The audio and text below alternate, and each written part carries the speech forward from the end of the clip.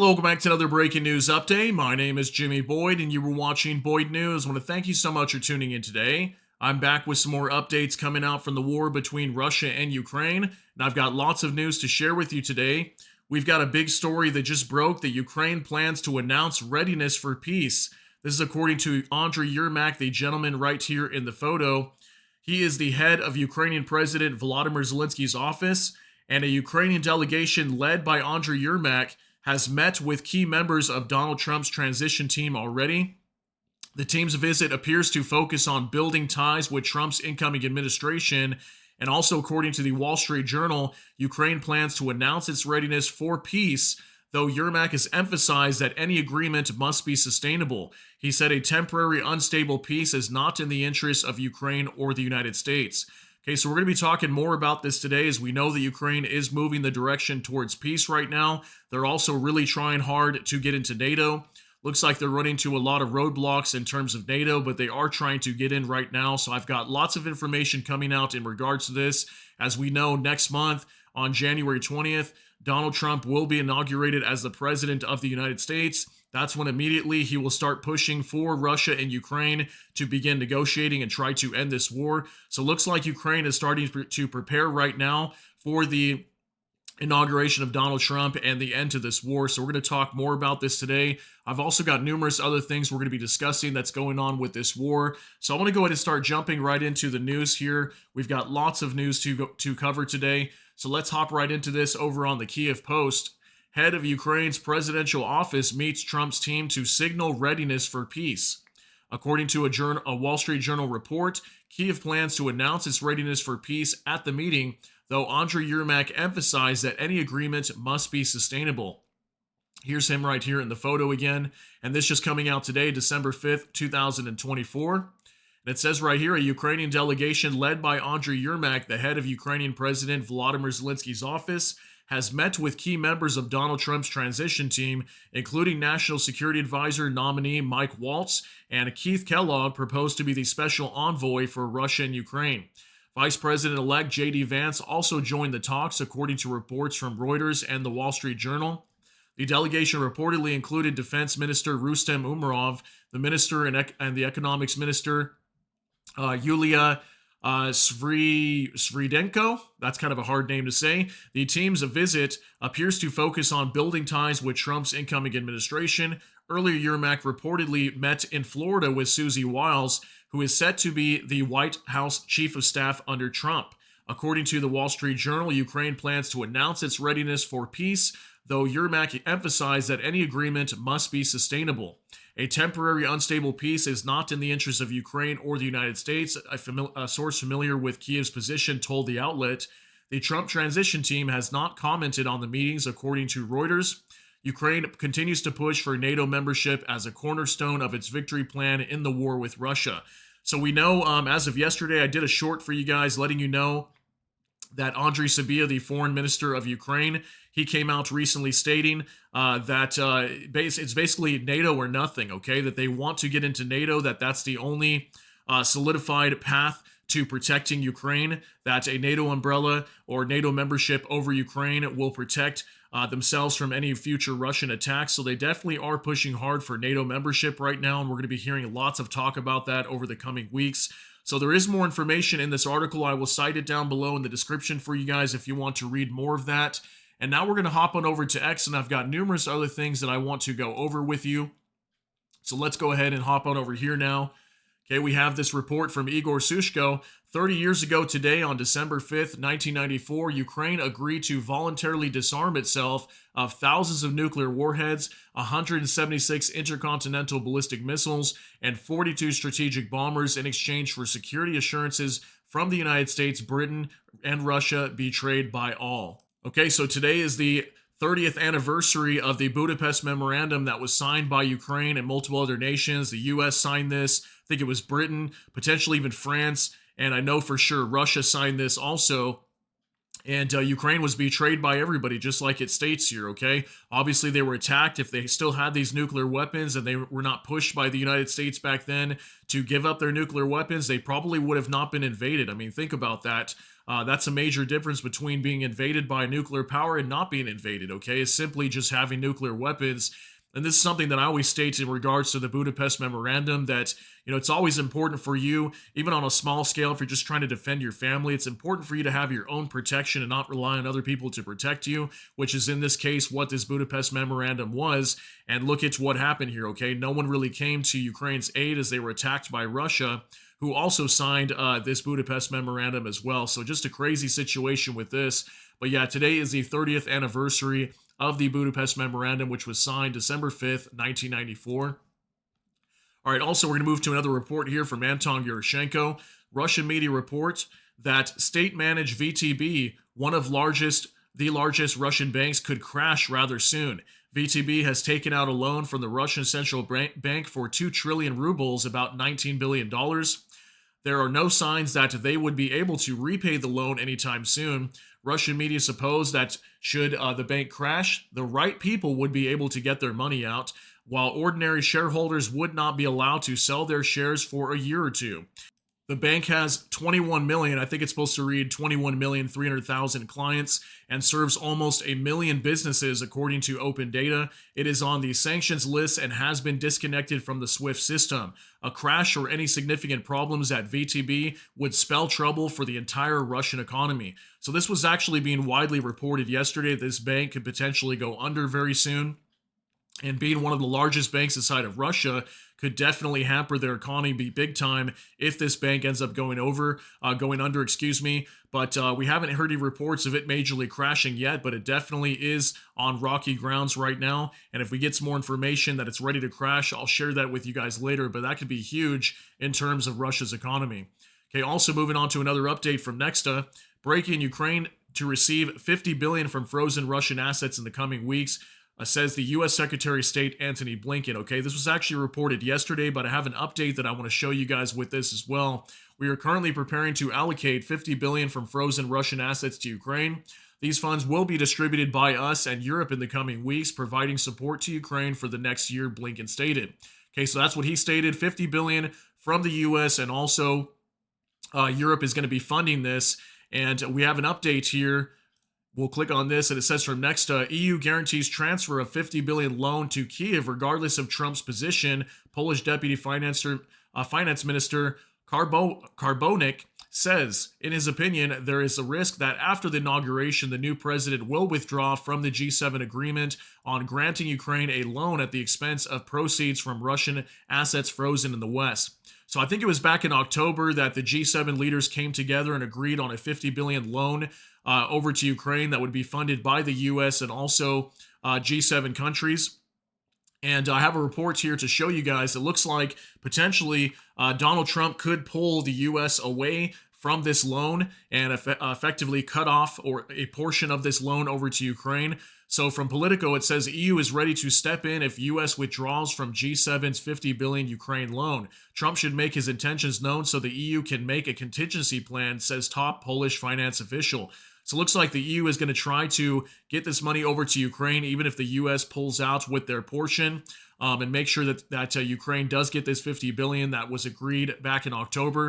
And it says here the European Union is ready to compensate financially for the United States' exit from a long negotiated multilateral deal to provide Ukraine with a $50 billion loan to help support its fight against Russia, a top Polish official said.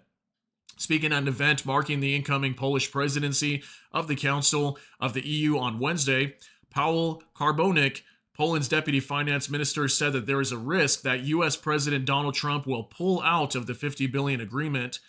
It comes as Speaker of the House, U.S. House of Representatives Mike Johnson dismissed on Wednesday the outgoing Joe Biden's administration's request to include $24 billion in Ukraine-related aid in a spending bill Congress needs to pass by December 20th. So yes, yesterday, Mike Johnson did come out and say there will be no further aid going to Ukraine, as just recently, probably like in the last week, Joe Biden was calling on Congress to pass an aid bill of $24 billion for Ukraine.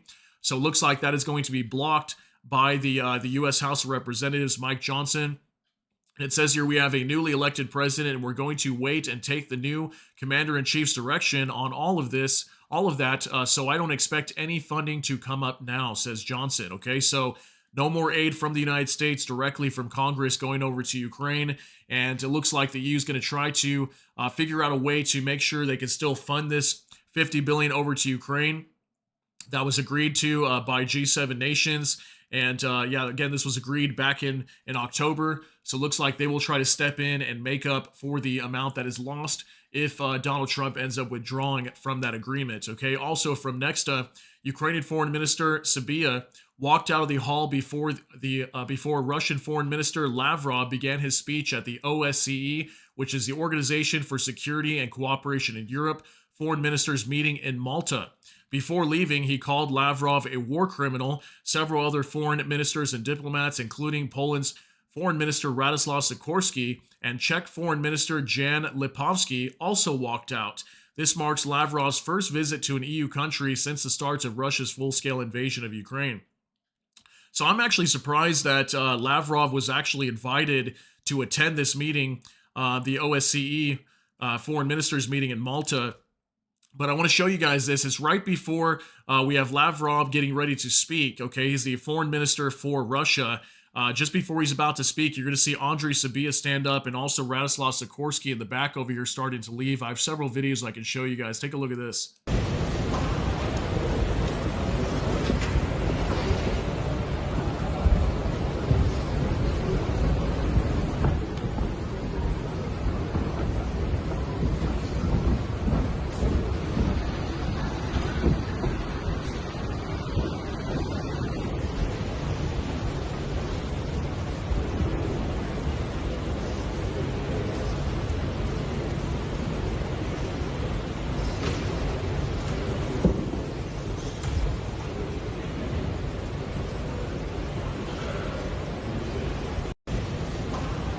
All right, so we can see several foreign ministers leaving the meeting here right when Lavrov was getting ready to speak. Here's Andriy Sybiha right here. We also had Radoslaw Sikorski, the foreign minister for Poland, and also Jan Lipovsky, the foreign minister for the Czech Republic. He started to walk out as well. Okay, so that's kind of what that video is showing there. Obviously in protest for Lavrov speaking, as he's obviously the foreign minister for Russia. Okay, so also here's some other video from the Ministry of Foreign Affairs for Poland, OSCE Ministerial Council in Malta.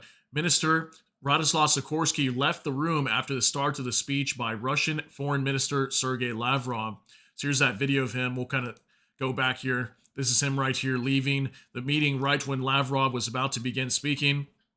I also have a response to show you guys from him as well of what he stated while he was at this conference, as these foreign ministers were not happy to see him arriving at this OSCE meeting. Okay, so I pulled this up real quick for you guys as well on Wikipedia in case you're not familiar with what the OSCE is. And it says right here, the Organization for Security and Cooperation in Europe is a regional security-oriented intergovernmental organization comprising member states in Europe, North America, and Asia. Its mandate includes issues such as arms control, the promotion of human rights, freedom of the press, and free and fair elections. It employs around 3,460 people, mostly in its field operations, but also in its secretariat in Vienna, Austria, and its institutions. It has observer status at the United Nations. Okay, so there's a little description of what the OSCE meeting is for. And here's some video from Radoslaw Sikorski, the foreign minister of Poland. This is from Yasmina. Mr. Lavrov is coming here to lie about the Russian invasion and what Russia is doing in Ukraine, and I'm not going to listen to these lies. Poland's foreign minister Radoslaw Sikorski said ahead of an OSCE meeting in Malta. And yes, Radoslaw Sikorski, Ukrainian foreign minister, Andriy Sybiha, and several other ministers left the OSCE session hall ahead of Lavrov's speech. So this is a 40-second clip of what Radoslaw Sikorski had to say. Take a look at this. Mr. Lavrov is coming here to lie about Russian invasion and what Russia is doing in Ukraine, and I'm not going to listen to those lies.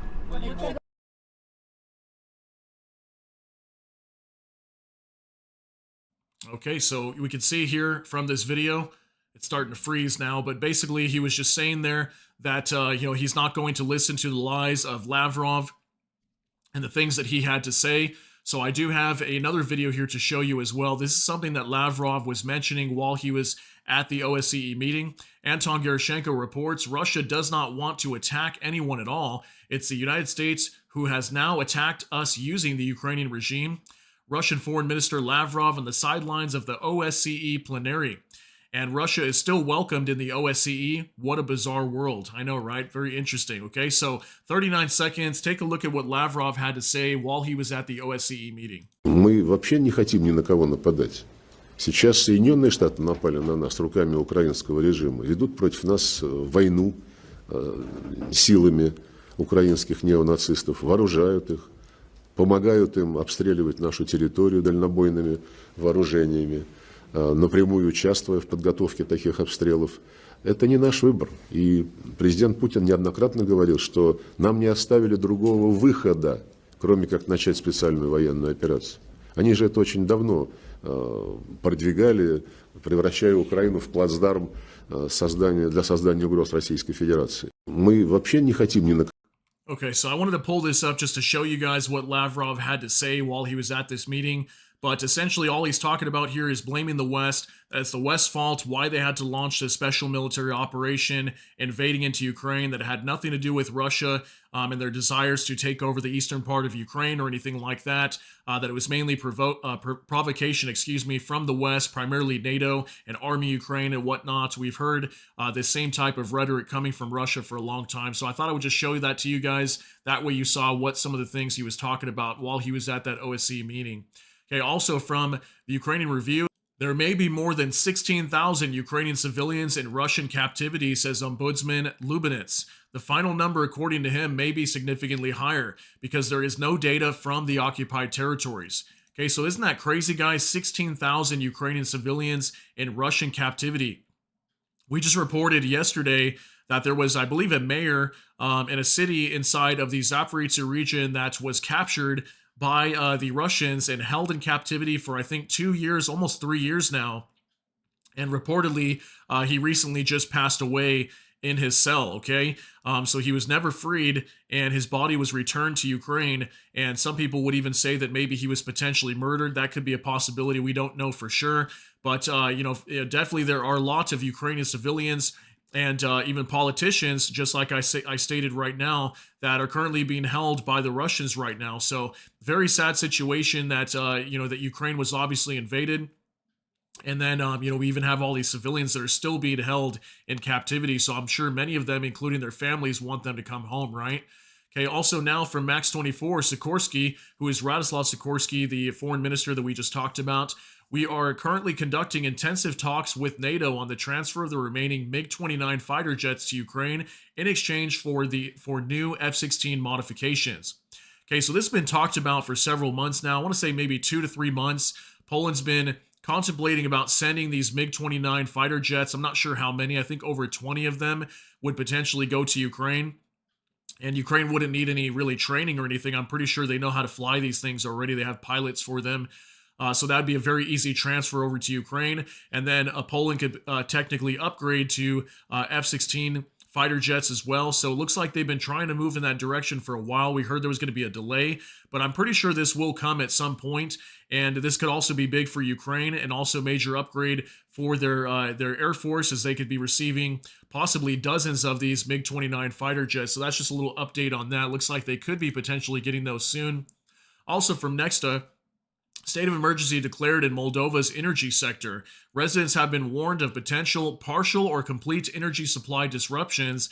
At the same time, Moldovan President Maya Sandu dismissed Viktor Parlikov from his position as Minister of Energy. Prime Minister Doran Resian stated that Parlikov had made a series of management errors that led to a critical situation in the energy sector. So we've been hearing a lot of energy problems around the world recently. Now we're hearing about this with Moldova. Cuba right now is having a major energy crisis as well. I think they've been in the dark over the last day or so, and it just happened a couple weeks ago as well. They were in the dark for several days, I think 3 or 4 days, Their electricity grid is just completely collapsing in Cuba. Looks like Moldova is having the same issue right now. And if you don't know where Moldova is, it's just a little bit to the west of Ukraine, right next door, okay? Not too far away. So I wanted to report that to you guys also. Okay, as well from Max 24, at least 6 Ukrainian mayors and community leaders are in captivity with the Russians, according to Zelensky. We already know about that information, but it also states here fortification in Kharkiv region are 99.9% ready, says the Prime Minister Denis Shmyhal. Here's some pictures of some fortifications that have been built inside the Kharkiv region. And apparently, I did some research on this, and I think the Ukrainians were allocating somewhere around like 6 billion, I believe. It was definitely in the billions that they were allocating to fund this effort to fortify the Kharkiv region. Okay, we've been hearing a lot about that also down in the Zaporizhzhia region, where we keep hearing that the Russians might launch an offensive pretty soon. Looks like the Ukrainians are also beefing up their defenses in the Kharkiv region to better protect the city of Kharkiv. And there have been a lot of attacks over here in this area, and Ukraine has had some time to build up fortified positions and defenses. So that's what we're seeing here coming out from this report. So big news from the Kharkiv region. Also from the Ukrainian Review, Russian FPV drone operators trained by attacking civilians in Kherson region. The city of Kherson, according to the Financial Times. Russian drones, sometimes in whole swarms, hover over houses, break into the buildings themselves, and chase people in their cars, bicycles, or simply on foot.